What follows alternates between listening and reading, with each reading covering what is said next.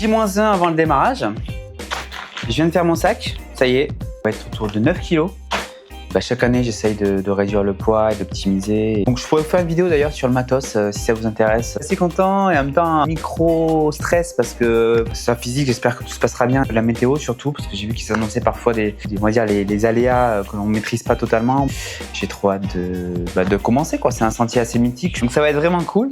J'espère que ça vous plaira et que ça vous donnera peut-être envie d'aller sur les sentiers et pourquoi pas le GR54.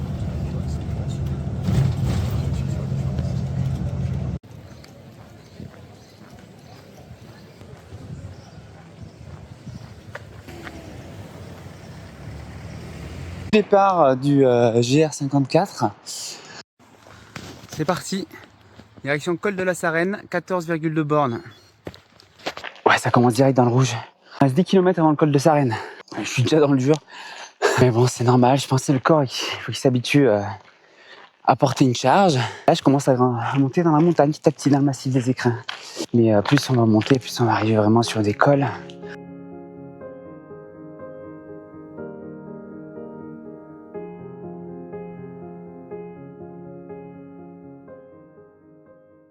J'ai croisé que 2 personnes en une heure. Ça s'annonce un peu plus sauvage que d'autres GR très connus. Ah si, regardez là-bas.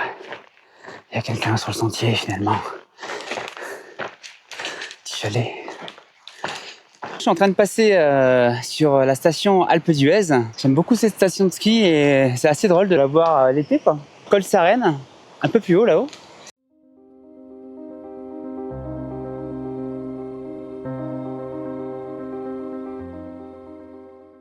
Premier petit repas. J'ai jamais testé celui-là, c'est une marque Lyophilisien&Co. Je crois que c'est sorti cette année. Pâte carbo, poulet risotté, macaroni. Enfin, j'ai que des dingues. Partir sur des petites pâtes carbo. Voilà, ça ressemble à ça. Ça fait 100 grammes, c'est vraiment le top. Donc là, il me faut ma petite popote, avec tout ce qu'il faut à l'intérieur. Le case. Ça se range parce que sinon je vais le paumer. Petit mini réchaud des familles. Briquet. Il est où mon briquet ? Alors en fait, j'aurais dû les mettre dans la popote directement. Tout ce qui est popote est dans la popote. Branche sur ma cartouche, tout bêtement. 200 ml d'eau. Bon là, le débit il est merdique parce que c'est de l'eau filtrée. La montagne, c'est la patience. Sinon, c'est mort. Et voilà, il n'y a plus qu'à attendre 5 minutes. Mettre mon sac de ce côté pour le vent. Ouais, j'ai ma petite cuitochette. Donc là, on arrive dans le massif des Écrins. Je pense qu'on était encore à la limite. De l'autre côté, on était plutôt sur Beldon. Puis voilà, et puis après demain, normalement, je vais arriver sur le plateau dans Paris. Magnifique, vous allez voir. En train de bouillir, les amis. C'est pas beau ça, l'autonomie du bivouac. On va voir ce que ça donne. Bon, c'est pas les pâtes du resto italien, hein, mais pour info, il y a un énorme nuage qui m'arrive dessus là. Je suis sur un col. Regardez à quoi ça ressemble. Si vous voyez, ça m'arrive dessus là. J'ai entendu du tonnerre. Soit je me cache là, j'ai déjà mis mon sac, soit je cours. Voilà, je prends mes clics et mes claques et je descends. Toujours laisser l'espace derrière soi, comme si vous n'étiez pas passé en fait. À n'importe quelle altitude, t'as toujours des déchets quoi. T'as beau sensibiliser. Il y a une espèce de petite bergerie en bas là, je sais pas si on voit. Je prenne tous les petits tortillottis de route là et que je trace en fait parce que là je vais me prendre l'orage. Voilà, je suis arrivé au village Besse. Demain, ça sera plateau dans Paris. Ça va être sympa, vous allez voir. Aire du bivouac à 1000 mètres. Sur le chemin, il n'y a pas grand monde. C'est pas exactement pareil qu'un TMB ou un GR20. Tente montée pour cette première soirée bivouac. Première journée terminée, donc je vais vous faire un petit récap. 3 étapes quand même pour commencer, à peu près 27 km, 1700 mètres de dénivelé positif. Je voulais aussi en profiter pour vous parler un peu du GR54, qui est un tour mythique, mais moins connu que le Tour du Mont Blanc ou qu'un GR20. Tout aussi exigeant en tout cas. On est sur à peu près 180 km, 12 000 mètres de dénivelé positif. On traverse une dizaine de cols à plus de 1000 mètres d'altitude. Sa particularité, c'est qu'il est quand même beaucoup plus sauvage et moins fréquenté. Ça va être très intéressant de rentrer vraiment dans le concret, le côté sauvage qu'aujourd'hui j'ai moins vu parce que j'ai traversé pas mal de routes, c'était moins intéressant. Donc j'ai hâte demain pour la suite de cette aventure. C'est reparti pour la deuxième journée. Il est 6h45. Chez la fraîche.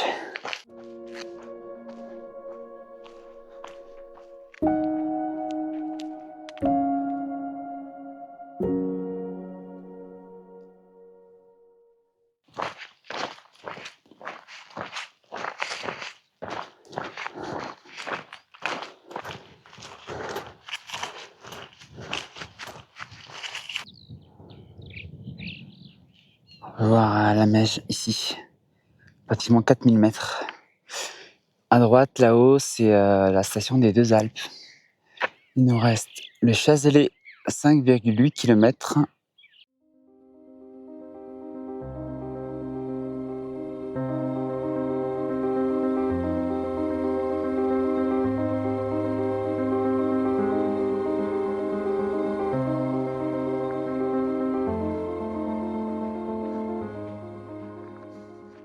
On traversait le plateau d'Amparis. C'est incroyable. Donc là, je redescends dans la vallée. Mes conditions idéales pour profiter, c'est super.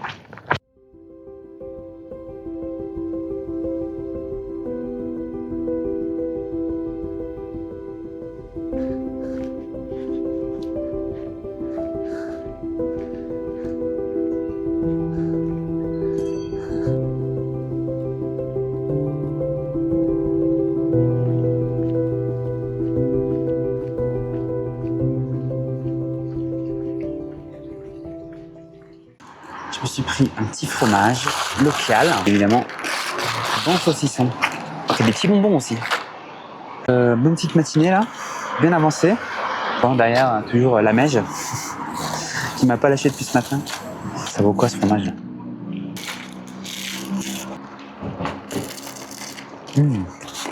Alors j'ai pris un saucisson aux myrtilles. Bon.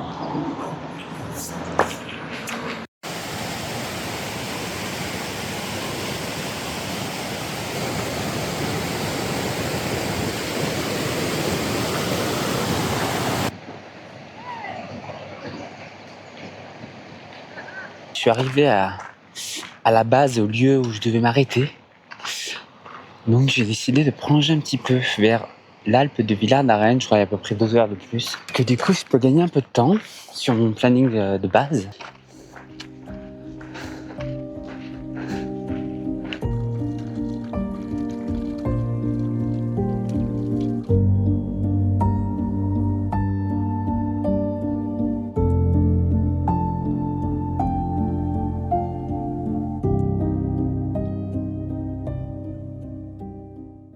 Deuxième étape validée.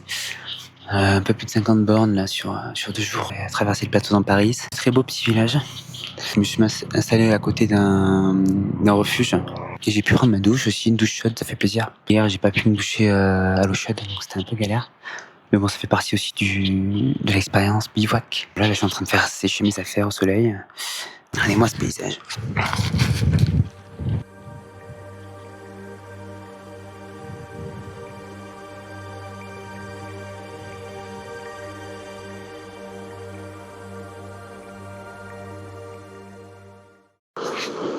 Ce soir, ça va être macaroni fromage. Avec un petit peu de fromage, il m'en reste un peu, une petite baguette et le sauciflard que je vais attaquer tout de suite. C'est ainsi que se clôture cette deuxième journée. Je vous dis à demain pour de nouvelles aventures. Troisième journée qui commence sur les chapeaux de roue parce que il y avait du tonnerre juste au-dessus de ma tête. J'avais pas du tout envie de prendre la pluie ce matin. Enfin, c'est vrai que ça mine un peu le moral. Donc là, tout est prêt pour partir. J'ai juste gardé le tarp. Je vais attendre un petit peu pour que ce soit bien dégagé avant d'aller vers le col.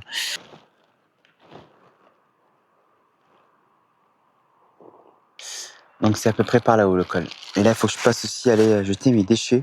6h40, je pars à la même heure qu'hier. Col d'Arcine, 1 heure. Par là-bas.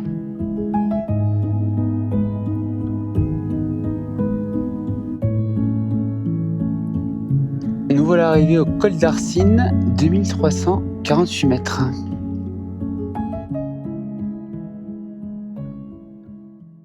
On est tout le temps très sollicité au quotidien par tout le monde en fait. Donc on n'a pas beaucoup de temps vraiment réellement pour soi, en tout cas où on profite de l'instant présent. Là on n'a pas le choix, on est obligé de profiter de l'instant présent, on est dans la montagne. Le temps peut paraître long mais en fait il passe très vite. Et en fait même, je sais pas, c'est se retrouver avec soi-même. C'est important aussi, en tout cas pour moi je trouve que c'est important. Partir seul, à l'aventure ou peu importe, C'est quelque chose qui est vraiment intéressant pour soi-même en fait.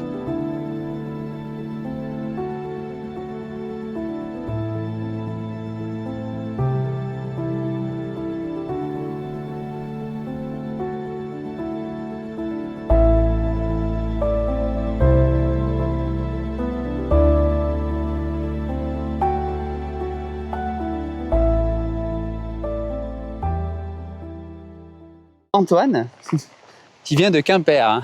T'es parti pour faire GR54 aussi quoi. Je suis parti faire le GR pour plusieurs raisons. Premièrement, je pense que c'est un défi sportif.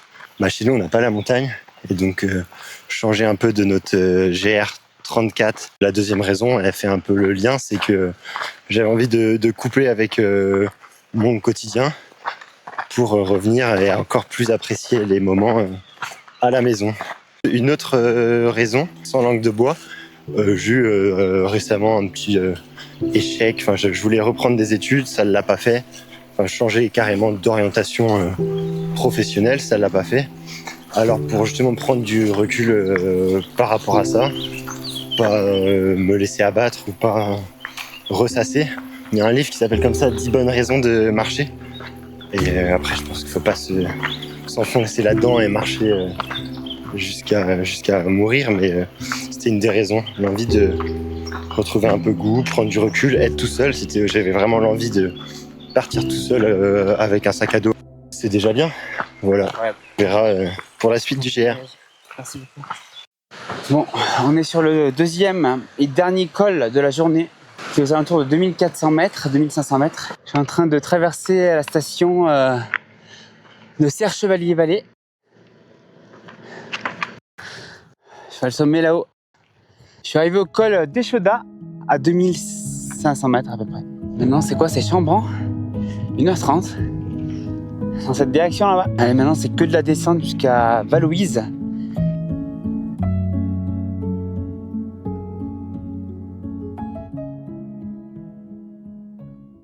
Plein de virages là, jusqu'au bout de la vallée là-bas. Et on voit même pas le village où je dois arriver encore. Voilà, je suis en train de refaire le plein à la source. Parce que là, j'avais plus d'eau en fait, ça commençait à être un peu rush. Il me reste pas mal de bornes en fait, là c'est plus que ce que je pensais. C'est pas grave, mais il faut que je fasse attention. Alors pas que je me blesse. Donc là, je vais boire. Faut boire beaucoup d'eau, heureusement que j'ai pas mal de bouffe aussi au cas où. C'est pas mal un petit peu sur les niveaux du talon. J'ai aussi des électrolytes là-dedans. Ça va parce qu'il est pas très tard là, il est 15h30. S'il me reste 10 bornes et que j'en ai pas encore 2 heures, je trouve un camping que j'ai pas encore trouvé, j'ai même pas regardé. Vous devez vous dire que je suis à l'arrache. C'est possible. Je suis à peu près à 28 km, 1300 de dénivelé positif et 1600 de dénivelé négatif. Le corps il commence à me faire des petits signes quoi. Moi de mon 8 est assez marché là.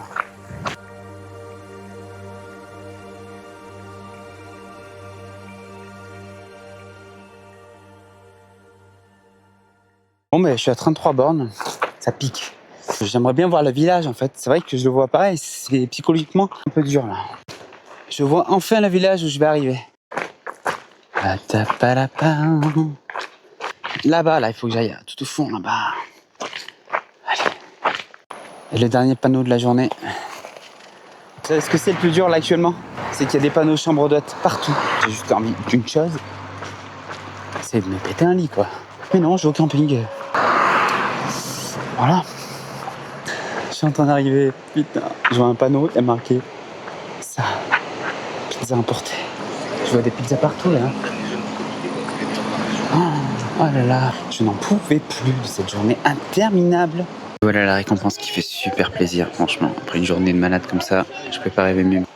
Jour 4, déjà, ça passe vite. J'avoue que c'était très dur ce matin, suite à la journée d'hier qui était quand même très longue. Je suis sur un champ, mais je vais pas déranger. Il est 5h, 5h30, je vais partir. Donc je fais le camping.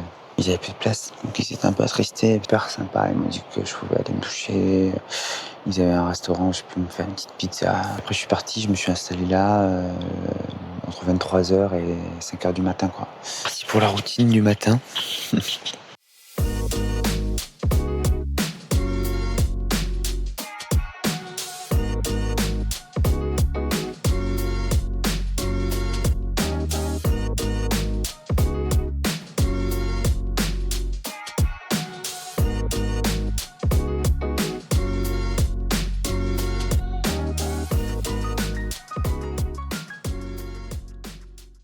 c'est reparti. J'ai rencontré un gars avec qui j'ai partagé le petit déjeuner qui était incroyable en fait. Il avait 50 ans et il y a 2 ans il faisait plus de 110 kilos et il s'est mis à marcher, à faire de la randonnée, qu'il a perdu 45-50 kilos quoi, en 2 ans. C'est tellement agréable de marcher là quand il fait encore frais tôt le matin.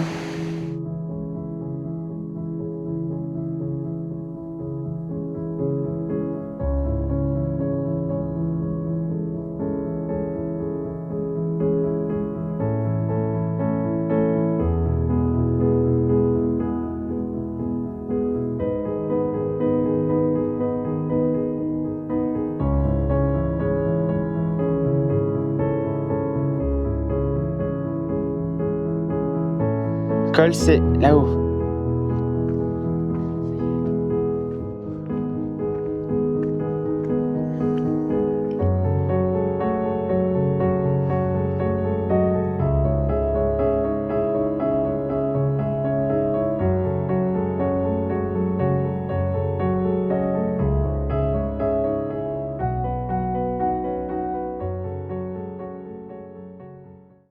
Le refuge. Petite pause au refuge. Je suis en train de me faire un petit beef goulash with potatoes. Une belle montée encore.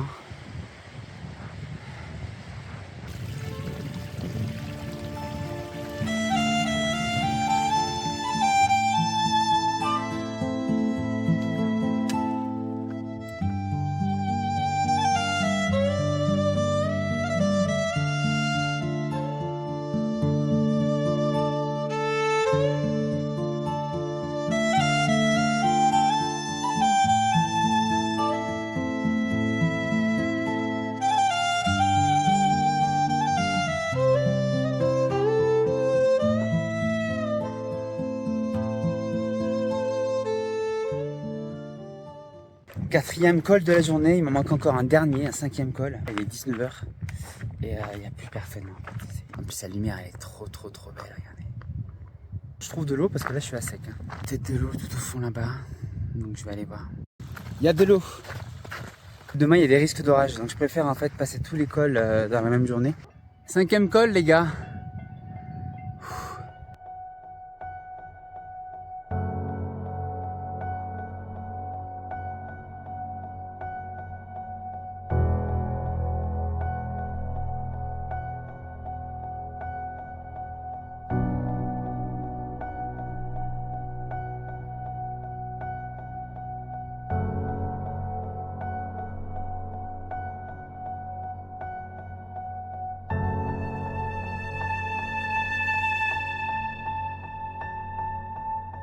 Le refuge est là.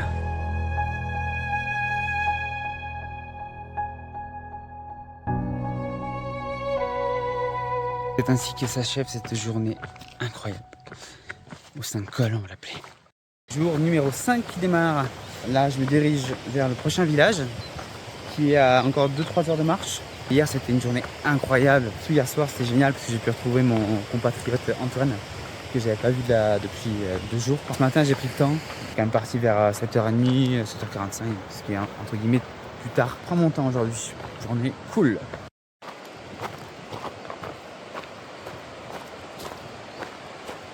Oh, on fait que descendre tout à l'heure. 1200 mètres de négatif. Je sens que j'ai les jambes, les pieds surtout qui souffrent. Donc là, d'ici 30 minutes, je vais arriver au prochain village. Je vais pouvoir me poser un peu. Là, j'ai racheté des coca, des bonbons, un peu de camembert, un peu de tout. Des petites amandes, abricots. Les locaux nous disent qu'il y a des risques d'orage. Du coup, on va descendre jusqu'au prochain village. Après, on est sur un col.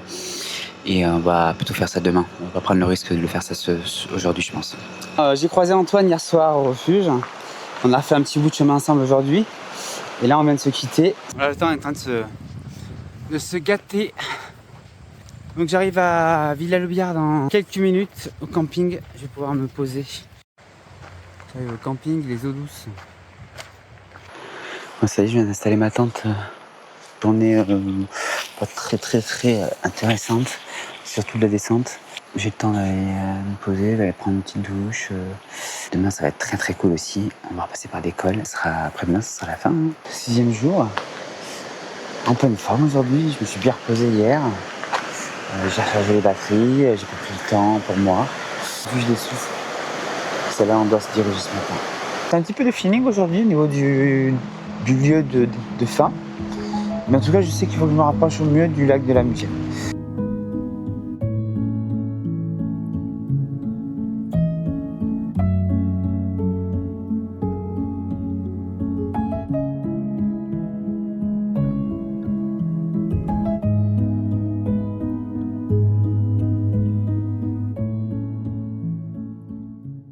Je me dirige en direction du prochain col, col de la Vorze, 2500 mètres d'altitude. Là, il me reste 500 mètres d'altitude.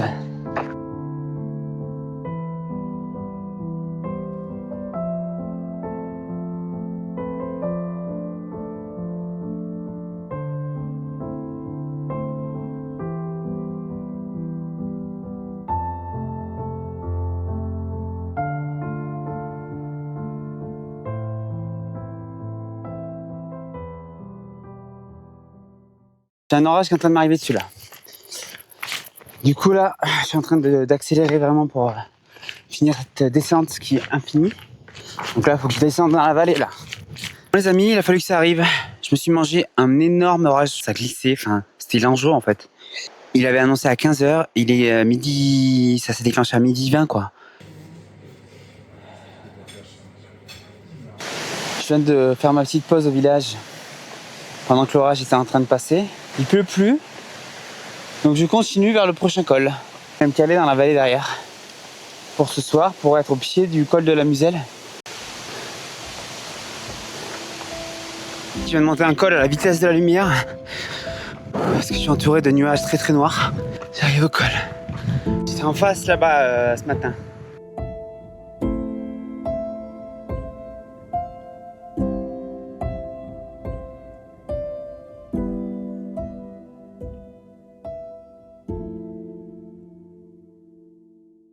Bon, voilà, je viens d'arriver dans le petit hameau de Valsenestre.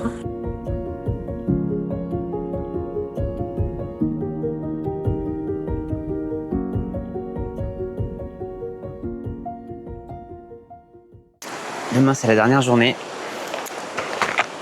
Et à la fois, c'est passé vite, à la fois, c'était long. Journée qui a démarré vraiment très agréable. Du coup, j'ai traversé le premier col. Je devais descendre jusqu'au désert de Valoufré. Et dans cette descente-là, en fait, le ciel, il s'est tout de suite noirci très rapidement. Du coup, en fait, j'ai pris 30 minutes à peu près d'orage quoi, sur la tête. Après, je suis arrivé en bas. Et puis après, quand ça s'est un petit peu éclairci, un peu dégagé, je suis reparti faire un autre col. Et un peu devant moi, il y avait un mec avec un sac rouge qui allait sur un rythme très soutenu. Juste après le col, on s'est retrouvés. Et il s'avère que c'était un guide de montagne qui a tout fait. C'est-à-dire, il avait un niveau incroyable. Il a 60 ans. Il s'appelle Didier. Quelqu'un qui a grandi à Chamonix, qui a fait un peu tous les GR partout dans le monde. Donc, il a fait le GR20 en 3 jours. Enfin, vraiment un monstre. Et là, à 60 ans, il est lancé dans un défi de faire traverser le total des Alpes à partir de la Slovénie. Et il finira en Mercantour, donc vers Nice. Demain, c'est la dernière journée, donc j'ai un dernier col à monter, le col de la Muselle, pour retourner derrière au lac de la Muselle. Un autre col derrière, et on tombe au lac de Lovitel. Et ensuite, ça fait que descendre jusqu'à Bourg-Loisan. Et la boucle est bouclée. Là, j'étais sur cette aire de bivouac cette nuit. Dernière journée, 8h20. Je suis jamais passé aussi tard. Je suis en train de discuter avec Didier. J'ai mis ma tente à côté de la sienne. En tout cas, il m'a donné quelques très bons conseils. Derniers instants de ce GR54. Pour ceux qui n'ont pas forcément le désir de faire ce genre de choses. J'espère que ça leur a peut-être donné un petit peu de curiosité, peut-être donné envie de peut-être pas faire un GR complet, mais déjà partir bivouaquer une nuit.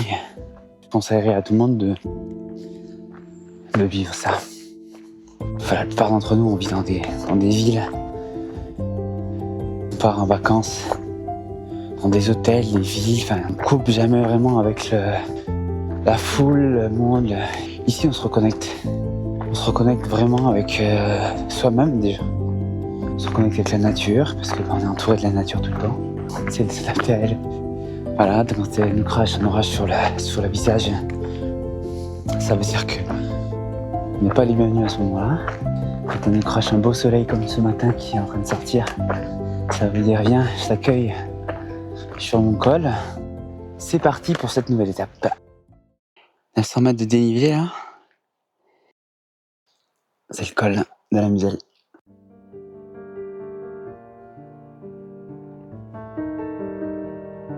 Col de la Muselle passé. Là-haut là. La vue était magnifique en arrivant sur le lac, là c'était fou. Là je vais aller me caler au bord du lac maintenant. Manger mon dernier risotto lyophilisé. J'arrive au refuge de la Muselle. Voilà le lac de la Muselle. Regardez comme il est beau, cristallin. Bon, mes derniers petits lyophilisés, pile devant ce petit lac.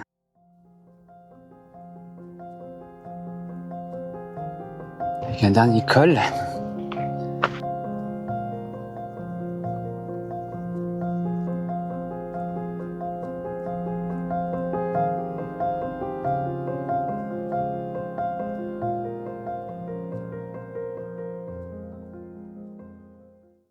Notre cher Antoine National, qui a décidé de partir à 5h du matin, et il est toujours là en train de marcher. Il est quoi, 16h là, je sais pas, 15h?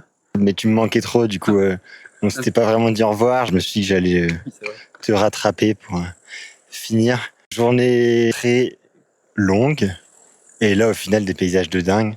Ouais, c'était génial, c'était vraiment incroyable. J'ai jamais fait un effort physique aussi intense, surpris des ressources du corps humain. Et puis au plaisir, peut-être sur un autre sentier. Kenavo, comme on dit chez moi.